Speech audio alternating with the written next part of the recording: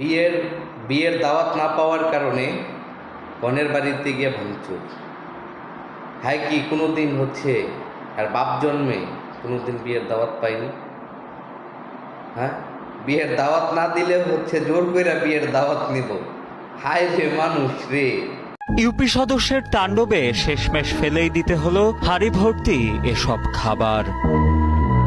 বিয়েতে দাওয়াত না দেয়ায় দেশীয় অস্ত্র নিয়ে কনের বাড়িতে গিয়ে ভাঙচুর, লুটপাট, ককটেল বিস্ফোরণের পাশাপাশি মেহমানদের খাবার নষ্ট করে দেন স্থানীয় এক ইউপি সদস্য ও তার লোকজন। সম্প্রতি এমনই এক অভিযোগ উঠেছে শরীয়তপুরের জাজিরা উপজেলার বিলাসপুর ইউনিয়নের চেরাগালী ব্যাপারীকান্দি এলাকায়। অভিযোগ উঠেছে 13 এপ্রিল রাতে গায়ে হলুদের অনুষ্ঠান চলাকালে লোকজন নিয়ে কনের বাড়িতে গিয়ে ককটেল বিস্ফোরণ ও ব্যাপক ভাঙচুর করে তাণ্ডব চালান ইউপি সদস্য নাসির উদ্দিন ও তার লোকজন।